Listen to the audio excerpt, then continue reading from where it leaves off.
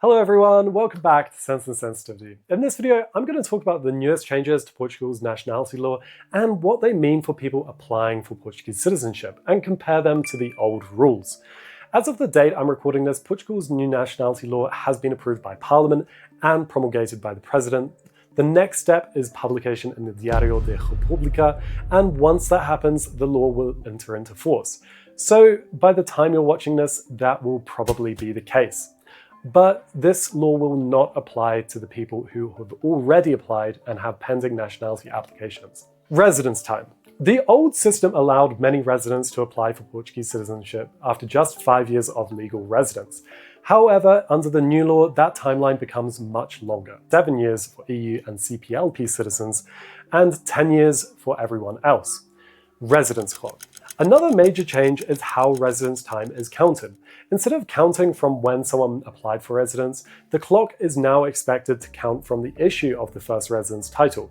Because of long CEF and AIMA delays, this is a big one. It could potentially add a couple of years or more to someone's citizenship timeline, especially if they waited a long time for their residence card.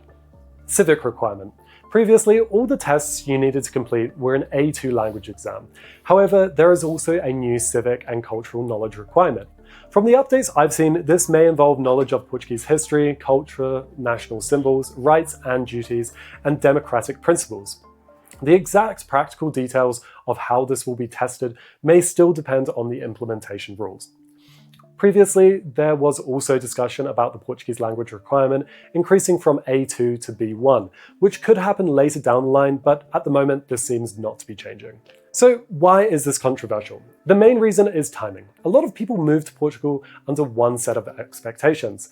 They built their lives around the idea that after 5 years of legal residence, they or their family could apply for citizenship. So changing that timeline to 7 or 10 years feels like the goalposts are moving, especially for people who are already several years into the process. The second reason is the AIMA backlog. The average time to receive a residency card or appointment is around 1 to 3 years. If the citizenship clock now counts from the issue date of the residence title rather than an earlier point in the process, then people will be penalized for delays they did not cause. And we are talking about years. So in reality, the path to citizenship is rising from around 7 to 8 years, as you already need to wait around 2 to 3 years for naturalization process, to around 13 to 16 years for most people. And 13 is a low estimate.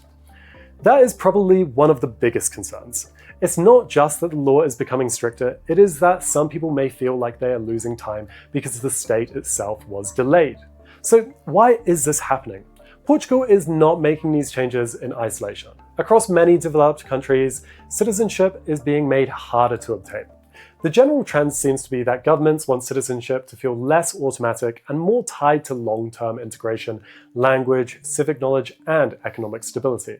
Recently, Sweden also approved new citizenship rules increasing the residence requirement, stricter requirements around self-sufficiency, language knowledge, and knowledge of Swedish society. The UK is proposing to double the residence requirement for most people, and New Zealand is also moving in a similar direction with a new citizenship test for naturalization applicants. So Portugal's changes are actually part of a wider shift. Governments are increasingly saying if someone wants citizenship, they should show a deeper connection to the country, not just residence on paper, but also integration, civic understanding, and a longer-term commitment.